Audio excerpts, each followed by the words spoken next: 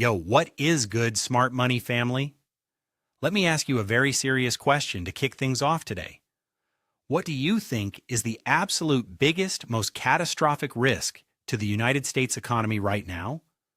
Are you sitting there sweating over the AI bubble popping and taking your entire tech portfolio to the graveyard? Are you losing sleep over geopolitical tensions with China? Or maybe you're hyperventilating about the orange man potentially walking back into the Oval Office this year? If you answered yes to any of those mainstream media talking points, I hate to break it to you, but you are looking at the completely wrong boss fight.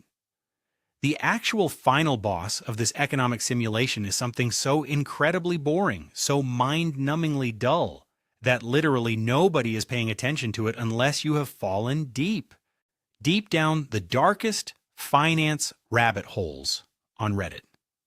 And that, my friends, is exactly why it is so insanely dangerous. We are talking about a silent killer. If you have been sitting there scratching your head, wondering why mortgage rates refuse to drop, why the stock market randomly freaks out and throws a violent temper tantrum every few months, and why the Federal Reserve can sit there talking about cutting rates all day long, but your wallet still feels tighter than a pair of skinny jeans from 2012. The answer does not start in Washington, D.C. Nah, bro. The answer starts all the way over in Tokyo. More specifically, it revolves around the most unsexy, snooze-fest asset on planet Earth: Japanese government bonds. Yes, you heard me right. The country that gave us anime, Wagyu beef, and an endless supply of American weebs has actually been the invisible duct tape quietly holding the entire global financial system together for the past 30 years. But here is the terrifying plot twist of the decade. That 30-year-old crusted duct tape is finally starting to peel off. Brace for impact. To understand why a tiny island nation is holding the U.S. economy by the absolute throat, we have to hop in the DeLorean and rewind the clock back to the early 90s. The year is 1992. Picture the neon-soaked streets of Tokyo, the booming clubs, the infinite cash flowing. And then, pop.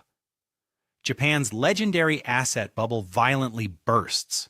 Real estate values collapsed into dust. Equities were completely vaporized. Imagine your entire net worth getting Thanos snapped out of existence overnight. Japan entered what historians tragically call the lost decades. We are talking about a brutal, 3-decade-long period of being financially cooked. Zero real growth. Zero inflation.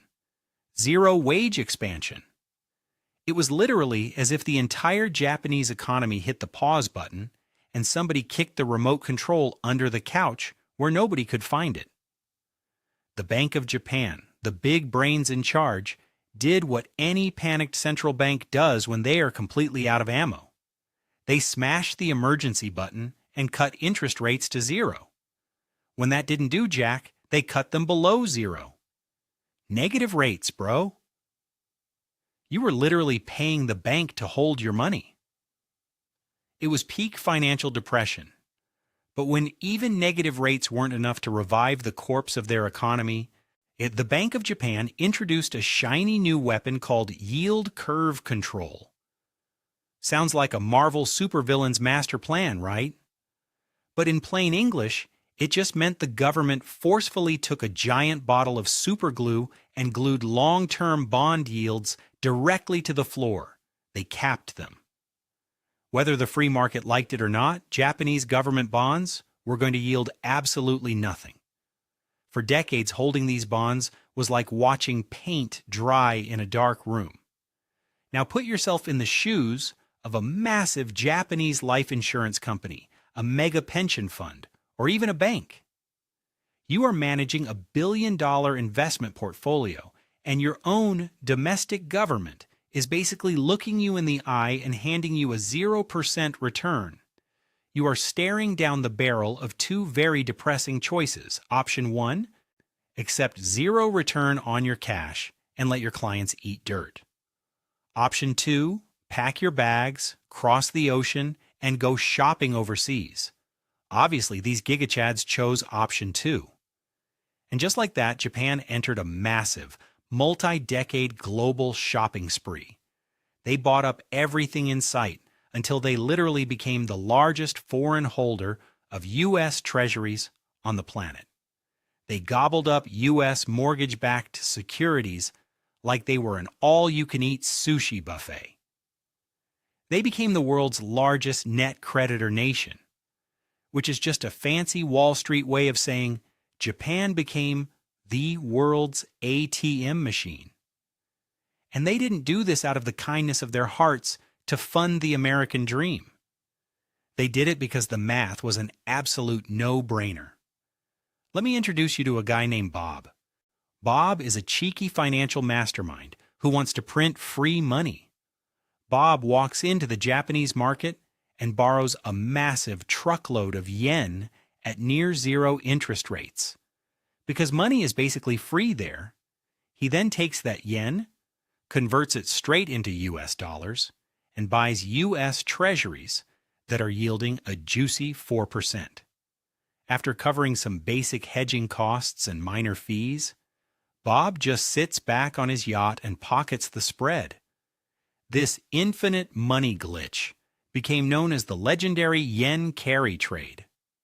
Investors wouldn't just buy treasuries, they took this free yen and bought tech stocks, real estate, emerging markets. Basically, if it had a pulse and yielded more than 0%, they bought it. At its peak, banks estimated this trade to be worth trillions. The global markets were essentially running on high-speed, free Japanese Wi-Fi. But there was a fatal flaw. The entire multi-trillion-dollar house of cards relied on one single assumption to hold everything together, that Japanese yields would stay near zero forever. And spoiler alert, forever just ended. Welcome back to the reality check, smart money family. So, remember that fatal assumption we just talked about? The one where Japanese yields stay glued to the floor forever? Well, in 2024, that entire fantasy came crashing down. The Bank of Japan woke up one morning and decided to completely pull the plug on its yield curve control policy. For the first time in 17 agonizing years, Japan officially raised interest rates, and then, just to prove they weren't joking around, they raised them again. And let me tell you, the financial markets absolutely lost their minds. Immediately following that second rate hike decision, the mighty S&P 500 nosedived a brutal 6%. Back in Tokyo, Japan's very own index, the Nikkei 225, plummeted over 12% in a single blood-soaked day. We're talking about the worst single-day drop since the legendary Black Monday crash of 1987. It was the ultimate distress signal screaming across the globe that the markets were officially terrified. Why? Because when those boring Japanese yields finally start rising, two extremely painful things happen to our boy Bob and his infinite money glitch. Number one, borrowing in yen suddenly becomes way more expensive. Number two, hedging the currency risk to protect your free money becomes exponentially more expensive too. Suddenly, that so-called free money trade is charging cover at the door. And that sweet 4% U.S. Treasury Bob was dreaming about? Yeah. After those new fees kick in, it doesn't look so hot anymore. This was the official beginning of the end for the yen carry trade. The math completely flipped on its head. It went from a no-brainer to a total liability. And you know what happens in finance when the math flips? The massive oceans of capital flip right along with it. The trillions of dollars that flowed out of Japan for decades, funding everything from tech startups to real estate, started packing their bags and returning home. Welcome to the era of repatriation, folks. This right here is hands down one of the biggest, most terrifying threats lurking in the global markets today. Investors are slowly waking up to a very uncomfortable truth. the cheapest, the most reliable source of global liquidity for the past 30 years, the world's ATM, is officially out of order. Now here's why this actually matters to you sitting at home watching this video. For decades, Japan wasn't just some random tourist buying US debt. They were one of the most consistent, massive, price-insensitive buyers of long-term US treasuries. And the yields on those long-term treasuries? Listen to me closely. They are not set by Jerome Powell, sitting in a comfy chair in D.C. The Federal Reserve only controls short-term rates. But the 10-year, the 20-year, and the 30-year yields?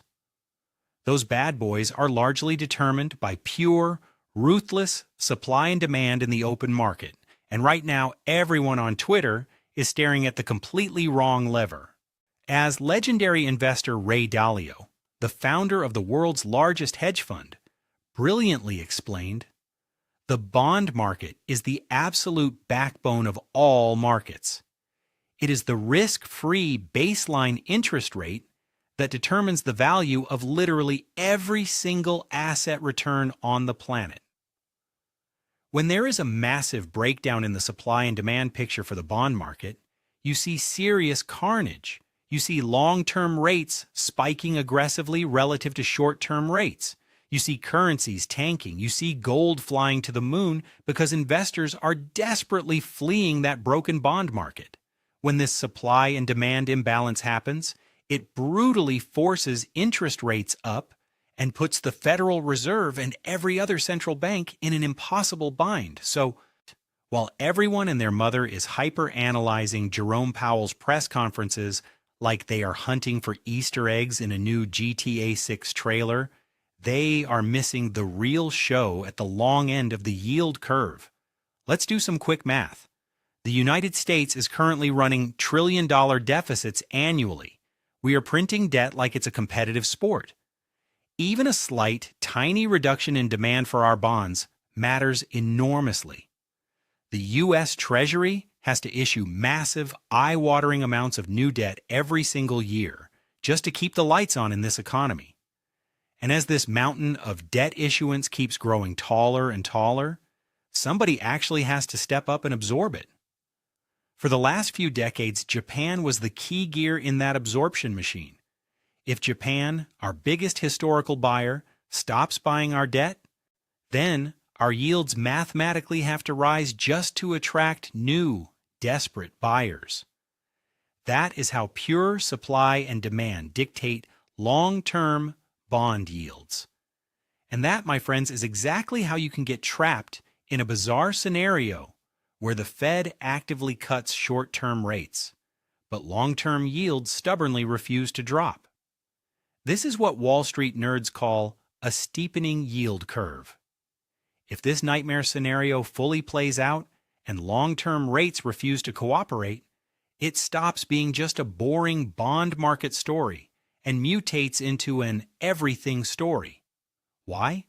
Because when fancy analysts build models to value your favorite stocks, they discount future cash flows using long-term yields as their fundamental baseline. When long-term yields stay permanently elevated, the present value of those future cash flows gets absolutely crushed. Valuations compress. Stocks start trading at dramatically lower multiples. So even if a company's earnings are completely fine, the actual price investors are willing to pay for those earnings plummets. That is precisely why the stock market can randomly feel incredibly unstable and fragile even when the mainstream headlines look totally calm. And it doesn't just stop at your stock portfolio. That 10-year Treasury yield isn't just a nerdy number flashing red or green on a Bloomberg terminal. It quite literally sets the fundamental price of money. Mortgage rates are largely anchored directly to those long-term Treasury yields. So, if the 10-year yield doesn't meaningfully crash, your mortgage rates aren't going to magically drift back down to 3% anytime soon. The Fed can sit there cutting the federal funds rate all they want, but if global demand for our treasuries weakens because Japan tapped out, Then the long end of the curve stays completely pinned. Mortgage rates stay punishingly high. Housing affordability stays strained. Refinancing activity dies. Home transactions completely dry up. Zoom out even further to the corporate world, and it's the exact same horror story. Remember back in 2020 and 2021 when money was basically free? Companies were out there issuing new corporate debt like it was a Black Friday sale. Cheap credit is the literal bloodstream of the corporate machine. It fuels deal flow, higher valuations, and massive hiring sprees. But if those borrowing costs stay elevated because the bond market is broken, we see the exact opposite reality. Risk appetite dies, growth slows to a crawl, and capital tightens like a vice grip. This right here is the main point of the entire video. For 30 straight years, the United States benefited massively from being on the receiving end of the world's largest, easiest carry trade, and right now in real time, that trade is violently unwinding. We are currently witnessing a tangible historical catalyst fundamentally reshaping the absolute foundation of the global bond markets. And there is a very clear reason why traditional financial media is totally ignoring this earthquake. It's not clickable. It won't trend on Twitter. Nobody wants to patiently sit down and discuss the cross-currency carry trade and how Japanese institutions are reallocating capital because that actually requires nuance and more brain cells than mindless doom scrolling allows for. Instead, people just want to scream about inflation. They want AI hype, and they want to react to whatever insane thing NVIDIA did last Tuesday. They want the loud, visible topics that create easy, clickbait headlines. So instead, the media spoon feeds us the dramatically oversimplified lie. If the Fed cuts rates, financial conditions will magically ease. That is simply not true. That is the comforting lie we are being sold. That one single rate cut fixes everything. That liquidity is just an automatic right. And that someone, somewhere, will always show up with open arms to buy our endless mountains of debt. But what if they don't? What if the absolute largest foreign holder of U.S. Treasuries decides to simply take a step back and say no thanks? Well, then you see global liquidity violently tighten. And liquidity is the pure oxygen keeping these markets alive. When it tightens, the fundamental cost of money changes everywhere, affecting everything from your stock valuations to your mortgage rates to corporate credit. And that, smart money family, is exactly why I made this channel. I want to shine a massive spotlight on the heavy, boring issues that actually matter. The issues that traditional, lazy financial media won't even touch because they don't get cheap clicks. So if you are genuinely interested in surviving and knowing what is actually happening beneath the surface of these financial markets, make sure you hit subscribe and turn those notifications on right now. Because I will be covering the deep stuff that everyone else ignores. Remember, the real threats in the markets are rarely the loud ones screaming in your face. Those are usually already priced in. The real, catastrophic threats are the ones quietly hiding in plain sight. Stay sharp out there.